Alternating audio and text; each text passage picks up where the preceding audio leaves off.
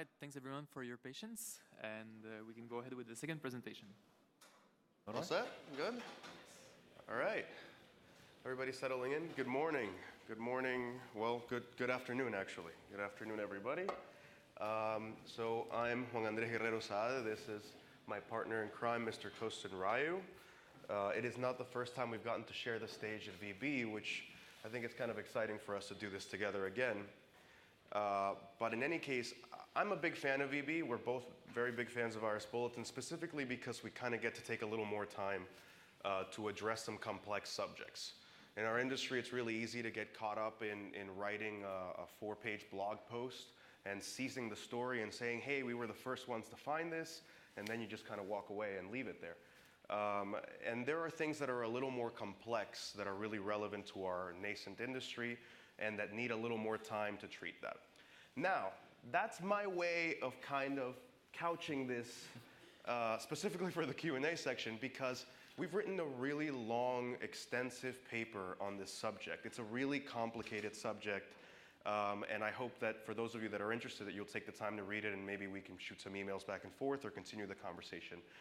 But in any case, rather than trying to compress a really, really large subject into 20 minutes, we were hoping to actually have more of a discussion, bring out some stories, bring out some examples that are not in the paper, some things that I think could be really, really interesting to talk about, and sort of make this more of an enriching appendix to the paper in a certain way. For those of you that were with us last year, Brian Bartholomew and I did a paper on false flags that some of you actually gave us very kind comments on. And that alone was kind of our way of saying, listen, attribution is really complicated. Not only is it complicated, but the reason that we're having such a hard time with it is it's testing the limits of what we can know in threat intelligence and what we can assert with confidence. This is essentially a next step project of saying, well, let's see just exactly where the boundary is of what we can and cannot know, and to rely on a very esoteric and complex practice in intelligence that is relevant to that. To summarize it in like a very short way, every year we're getting into more and more trouble. And this year, obviously, we want to continue in this direction. But like just a few words about our sponsor or the team that we're part of. We're from the Global Research and Analysis team at Kaspersky Lab. We have about 40 people in 17 countries specializing in really sophisticated threats. So we're looking into APTs, we're doing threat intelligence, we're doing all sorts of stuff. And I'm sure you guys probably remember some of the research that we have published during the last years. Maybe, I don't know, things such as Project Sauron, Strong Pity, Fruity Armor, Scarcraft, Dark Hotel. This is about 10% of maybe what we have published, I guess. So when, let's say, did all this start, there was like a long time ago in this galaxy, somewhere in the Middle East, where all the fun stuff happens nowadays, there was a research institute. And these guys from the research institute, they had like a really old PC.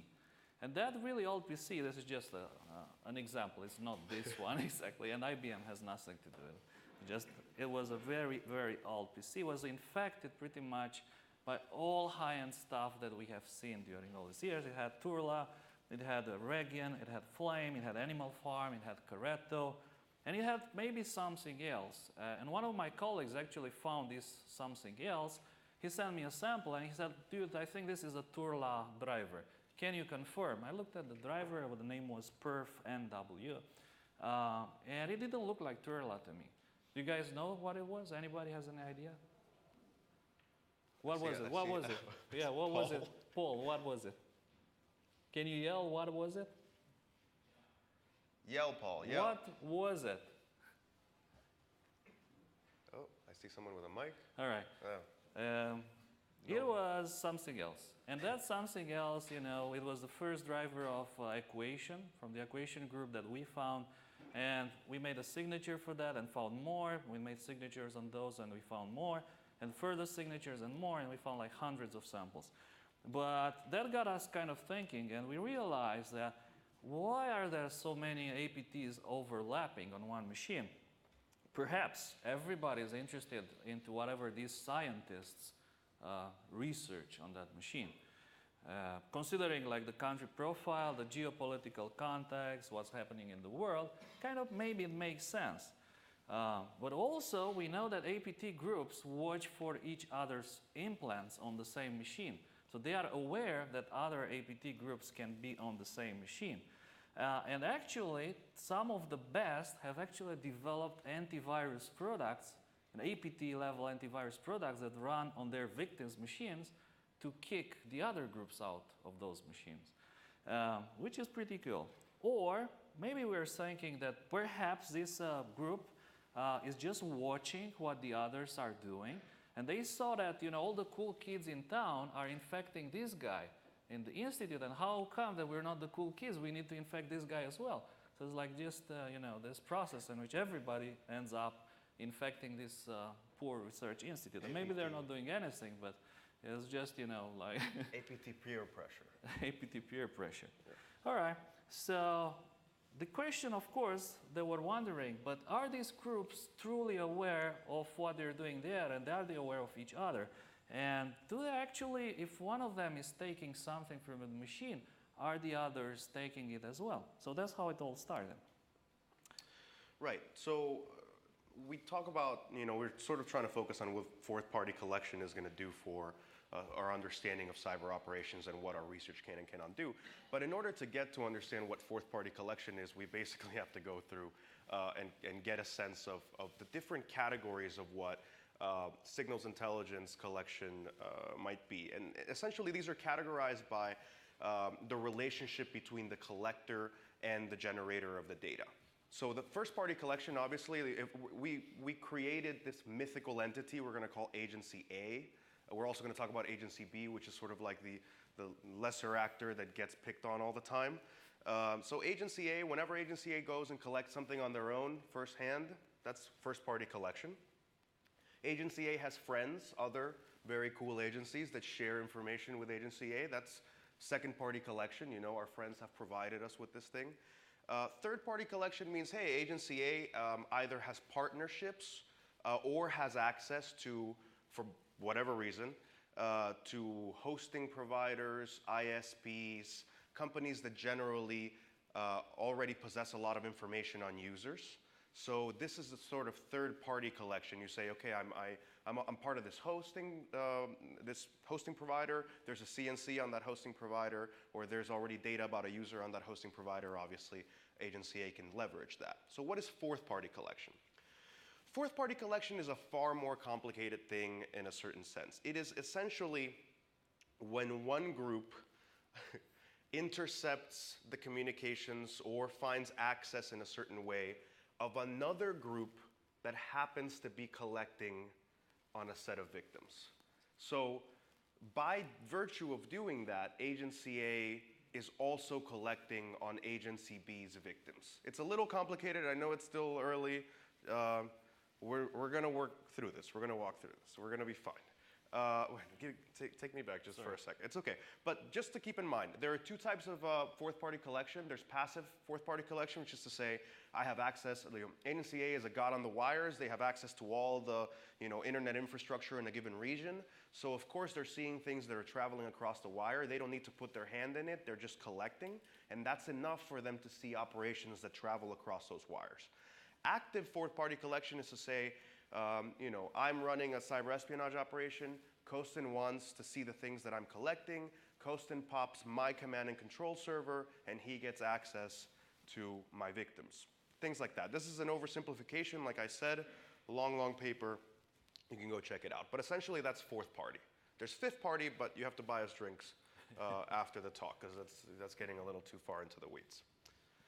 So, like I said, we're going to focus on examples. And I think it's actually a little more valuable because there's a lot of technicalese and a lot of different possibilities that we could get sucked into, and I don't think that's quite going to prove as interesting. So in order to really get us through the subject, we figured we would do some public examples of what I'd like to refer to as intelligence piggybacking more specifically, rather than just fourth-party collection. Then we're going to talk about things that were entirely unpublished until now. The moment we get off stage, the paper is in your hands, it's going to go out there, and you can see examples of things that we had never published before, but that now we want to be able to discuss. And if we have time and everybody's cool, then maybe we'll go through some bonuses, some cool stuff that we're not going to publish at all. So like I said, public examples of intelligence piggybacking. Let's say that we're trying to understand what intelligence agencies do between each other. This is the same dynamics that we're going to see end up playing out on the cyber, on the fifth domain. So this is one that I thought was really interesting. There was an article quite recently about how certain intelligence agencies have mounted a great, signal intelligence post, and what they're doing is, rather than trying to track targets on the ground, they're actually tracking Israeli drones that are tracking those targets on the ground and collecting the feeds and collecting the video, and thereby collecting not only intelligence on what this other intelligence agency is doing, but also having an understanding of how weapons are being deployed, where the actors might be, which makes you think, if there are intelligence agencies that have a specific purview over a given region, and obviously they're going to have regional knowledge that others might not. If you're in Israel, if you're in the Middle East, if you're in Latin America, you speak the language, you're much more likely to have a greater understanding of things on the ground, of networks on the ground, of cultural dynamics. So if you're a global intelligence agency that needs to basically have a hand and an eye everywhere, it makes a lot more sense to essentially recruit a translator, recruit somebody that's culturally embedded, whether they like it or not. So that's the way that I like to see it. Your drones or our drones or everybody's drones. Other examples, this one gets us a little closer to the cyber, and actually something a lot closer to my heart and our heart because of the work that we've done recently. How many of you are familiar with Maker's Mark? I see a couple of hands. I think the two in the front are probably more familiar with a different type of Maker's Mark. I think this is actually pretty cool because so this is from one of the Snowden docs, and actually I think my favorite Snowden doc probably. Yeah. So they're describing not just Maker's Mark, but essentially their understanding of the Maker's Mark operators and a lot of the operations, how they were conducted, how they were designed, and how they were misemployed. And this is us reading a lot into these PowerPoints because it's just a bunch of little bullets. But what I really like is it's a confirmation of fourth-party collection actually happening. And it tells a really interesting story about how this happened. So this would be an example of passive fourth-party collection. The idea is there's an implant shop. There's a set of developers that are creating the malware for Maker's Mark.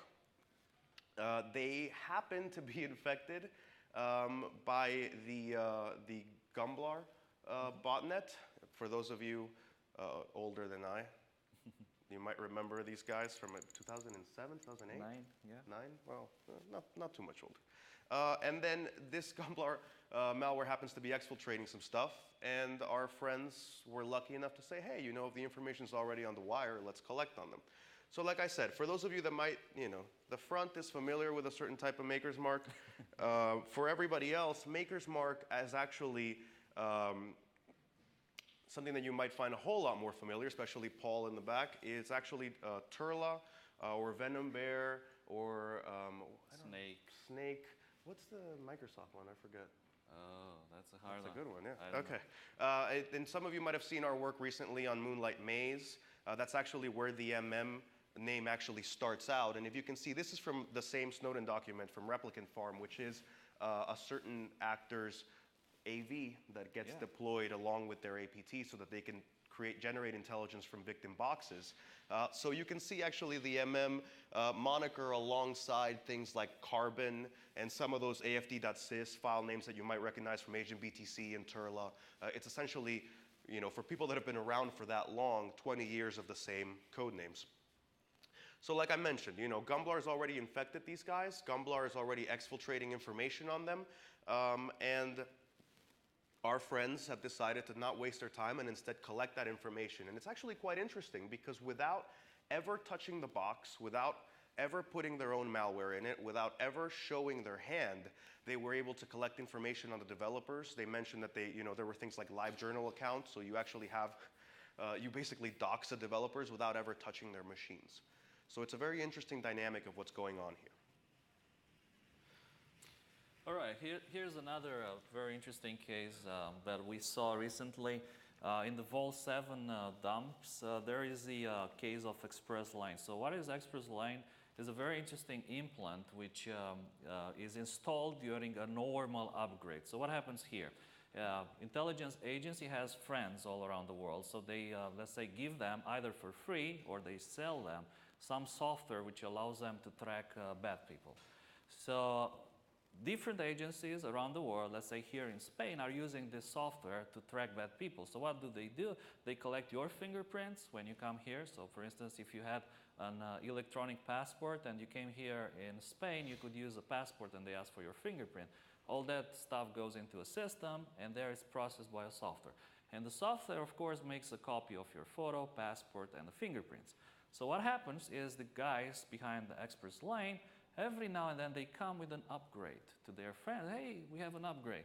And what do you know? The upgrade actually is a tool that has a hidden partition on the USB stick, and it just grabs all your fingerprints, put them on the stick for them to take back home.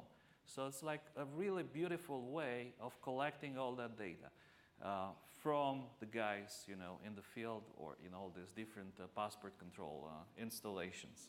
Just one big Touch ID database. So, like I said, this is all part of the practice of intelligence piggybacking. But how has it become relevant to the idea of cyber operations, cyber espionage?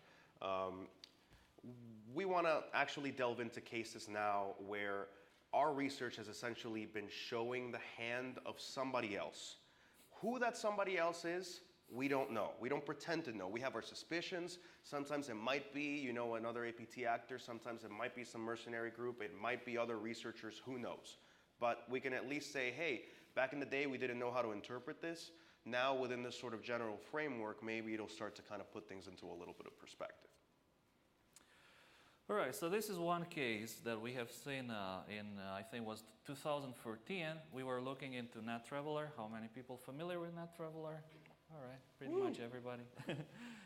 They're kind of still around, the NetTraveler guys. So we were lucky to get our hands on a copy of one of their motherships from a partner. And the mothership, which was a Windows machine, running Windows, I think it was 2003 server or something. No, actually it was older than 2003 server. It had all sorts of stuff on it. Of course, it had a lot of, let's say, victim logs, connections from the operators, VPN configurations, and so on. What was like surprising, and we didn't expect to find this, was a SVC host exe with that hash and that size, which was actually a backdoor. And it wasn't, let's say, a regular backdoor. This was basically a copy of SVC host that was patched by the attackers with a piece of shellcode dropped somewhere in the middle that would bind pretty much a shell on port 31337. The most elite port. Because it's elite, yeah. And we haven't seen, to be honest, we haven't seen this after this incident. So it's like a super rare backdoor.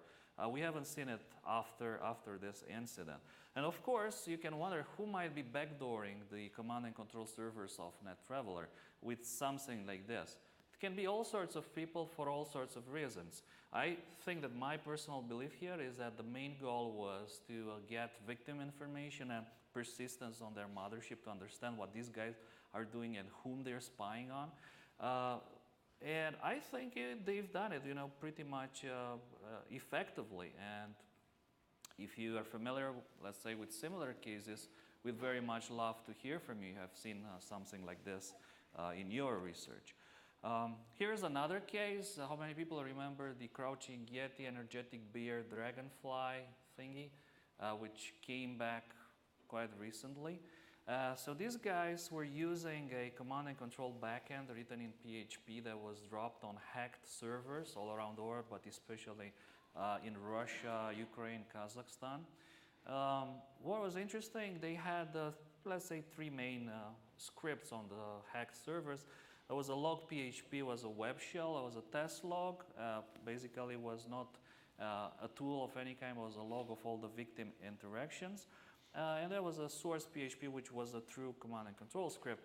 Now, what was like, as we were looking into these hacked servers and CNCs, and we were looking, let's say, at the scripts, one day we noticed that one of the log PHPs have, let's say, magically changed, and it includes a very small IMG SRC to a remote 1 pixel GIF file hosted on a Chinese server.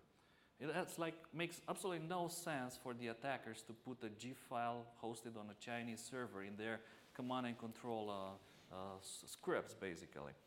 So who that was, we don't know. Well, we have some, let's say, suspicions.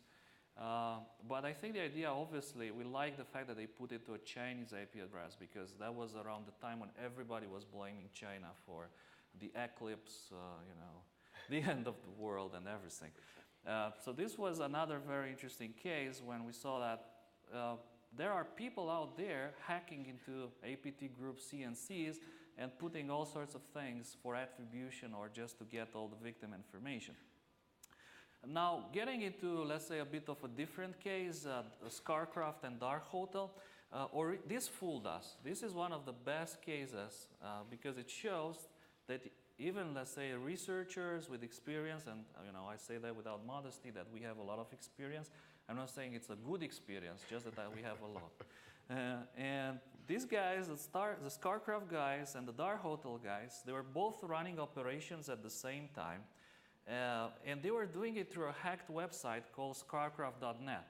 So both of them had command and control scripts on this website. So we thought it's the same APT. In reality, it wasn't. What happened here, in the first phase, the Dark Hotel guys came there, they put their scripts, they ran an operation, and they got out. Then the other guys, the Scarcraft guys, who are usually a target for the Dark Hotel guys, they hacked the SERM server, and they put their command and control scripts in a different folder and started targeting users in South Korea. So that was like kind of a payback, through the same pipe, so to say. So this fooled us. But to be honest, when we looked at the victims for the both things, we immediately noticed for the Scarcraft stuff, most of the victims were located in Korea. And for the Dark Hotel stuff, most of the victims were located in China. And both of them had some victims in the US, because US is always interesting, let's say, especially these days. Right. So another example from something that we published relatively recently, and actually one of my favorite operations that we run into. How many of you are familiar with Project Sauron, REMSEC, Strider? Oh, very few. Okay. This is one of the most interesting operations I think we've ever run into. I actually think that, to borrow a term from the Vault 7 leak, this is an example of next-gen tradecraft. Peak marketing on that one. But what's interesting about Project Sauron is they essentially use an entirely bespoke toolkit. They change all of their IOCs for every single victim. So actually, indicators of compromise are essentially useless when you're trying to share between one and the other. Yara rules are still quite good if you craft them properly, but this is, I think, one of the hardest attackers to defend against and one of the most sophisticated in what they do, and I actually do mean that sophisticated in the way that they manage their operations. Now, beyond all of the nitty-gritty of what Project Sauron does, there was a really interesting sort of bit of minutia in that in the investigation of Project Sauron, and we couldn't properly frame it at the time. So essentially, one of their backup exfiltration methods was to send mail out. So you probably had an SMTP server as part of whatever network they were a part of. If they couldn't go through their normal exfiltration methods, they would use this as a backup of just starting to mail out some of the information that they needed, and they would mail it to a server in Chile. So this company, which was a fairly big company, was actually very kind and allowed us to have access to this command, what we presume to be either some kind of CNC or some kind of basically just a staging server for exfiltration. But when we analyzed it, there was nothing in it, like no backdoor, no misconfiguration, nothing to essentially manage or reroute any of the stuff that was being sent there. We acknowledge the possibility that maybe we got there too late, maybe these guys are just amazing and they just were able to wipe out all forensic artifacts or whatever it was.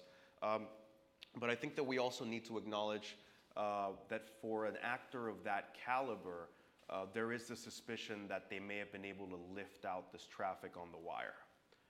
And it wouldn't be the first time that we've seen some similar indication as in the case of traffic that goes out with certain magic bytes for packets and certain sequences. It's out there. If I could tell you anything about passive collection happening with 100% certainty, this would be a very different experience, but for now, we're just going to have to interpret smoke signals. Now, one of the troubling implications is this is kind of me switching gears to one of the more problematic parts of the paper and one of the more problematic parts of what our industry is currently involved in. But one of the problematic implications is the idea of code reuse. We've been seeing a lot of semi-attribution, or at least clustering of threat actors taking place on the basis of code reuse. Some people are skeptical about it. We've definitely been putting a lot of work into it and feel that some of those leads are actually quite solid. But it is one of the ways that you essentially get yourself into trouble to say, well, if we normally identify this actor or cluster this actor on the basis of shared tools or the basis of some kind of closed source toolkit, then to start seeing it leveraged either in fragments or leveraged entirely in other places with new infrastructure makes it very hard to cluster. So an example that isn't quite so sophisticated and isn't quite so problematic but really stumped us in the beginning was that of Dancing Salome. This was a threat actor primarily focused in Russia and doing some interesting operations outside towards Western Europe. The idea here is that they actually leveraged the hacking team toolkit. And at first we said, oh, maybe they're a customer of hacking teams. But as we started to look into some of the malware, what was interesting is that it actually used, it had the default configuration for their demo version. So what the field application engineers would come and sort of demonstrate for people, this was the exact same config that was being used in all of the samples of Dancing Salome. So from the looks of it, they were barely able to scrape by recompiling the stuff that got dropped with the Phineas Fisher hacking team dump, and then proceeded to sort of re-leverage this toolkit in a way that was at first fairly confusing and then sort of kind of clustered itself into a whole new group. So this is just my way of kind of starting to breach the subject of code reuse. This is a far more complicated topic and a paper all in itself, but it is one that has interesting implications when you're discussing fourth party and the possibility of stealing other people's source code. Do we have time for unwritten goodies? I don't know. Bonus? 5 minutes? We have 5 minutes. Bonus All right. or no bonus? I see some. Okay, Yes, bonuses. okay. All right, all right. What do we mean by unwritten goodies? Well, things that we're not going to put on paper. No. For sure. No. Stories that you're just going to have to, swallow whole from us. And then, All right. let's see. First story. There is a rumor.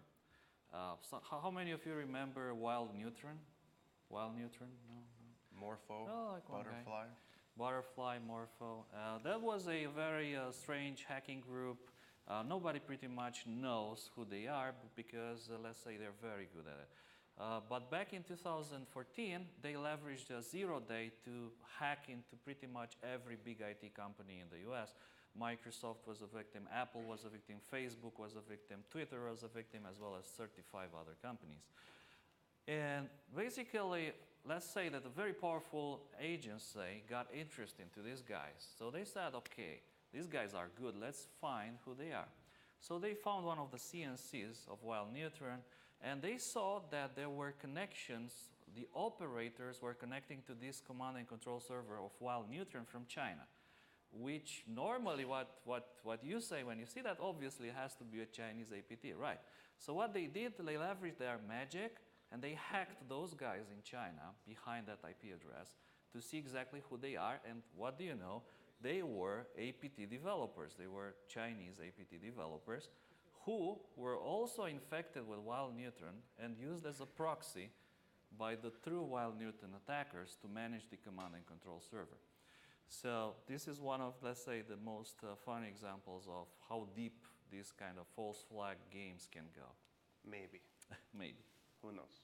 What about the other one? What about the other one? All right, so let's talk about cases of APTs for good, let's say. We did mention the idea of APTs leveraging AVs and doing sort of interesting work on victim boxes, mostly for selfish purposes. But sometimes they can be a little altruistic, right? So you might have a prominent religious figure, the kind of figure that, comes along once in several lifetimes and is, an object of much contention. And this religious figure might be of high interest to people that don't necessarily mean this person a whole lot of good, and who are very proficient with the cybers. And all of a sudden, a much more powerful, much more interesting threat actor appears on these machines, sits there, doesn't collect anything, and instead continues to see this attacker's malware come in and wipes it out. So where some of us may not have been doing the AV job there, it seems that other powerful actors will step in and collect and do interesting things for great good. All right, so what does it all mean in the end? I think we kind of going to rush through a bit of conclusions because we're practically out of time, and maybe we can sneak a question in there. But I really do hope that you'll get a chance to look at the paper. The one conclusion that I hope everybody gets to walk away with this, take me back one second, is essentially we're not at threat intel solipsism. And this is important because I also know specifically the person on Twitter that's going to start saying that this is evidence that we can't know anything and threat intel is terrible and attribution can't happen and blah, blah, blah. This is exactly the opposite. The idea is we want to move away from the notion that we're just doing this artistic thing to start to delineate the limits of what we know and the certainty with which we can know things so that we go from a bit of art to a bit of science. So the idea is to know things with certainty. It's also important to realize that this doesn't mean that everybody's doing fourth-party collection and signals intelligence is everywhere and being misused and abused and so on. That is not the case at all. There are probably a whole bunch of lawyers involved when half of these decisions take place, and we haven't been seeing things that would suggest the kind of attribution cyber acrobatics that people would expect to see. So no APTs backdooring other APTs tools yet. No full-on splicing of closed source code, which is, I think, something interesting when people talk about code repurposing. We're not exactly seeing that. The notion of infrastructure takeover, whether it is for exploitation, whether it is to shut down somebody else's operation, or just to dox the people that were running that up for accurately or inaccurately or whatever. Now, there's also the idea that maybe these examples have been so good that they have eluded us entirely. Possible. But I don't think that's necessarily the case. I just think that there's restraint involved in this and a lot for us to still understand. And like I said, the topic is complex. As always, a huge thank you to Helen and the folks at BB who have the patience to edit my papers that always come like a month late and are way past the word limit. But for those of you that are interested, we've tried to cover as much as possible. We certainly didn't exhaust the topic. And I hope that this is a conversation about some of the more complicated things that happen in intelligence that have now infected our own realm of malware analysis and are making our lives a little more interesting. On that note, more parties and even more collection, folks. And I don't know if we have time for at least a question or something, or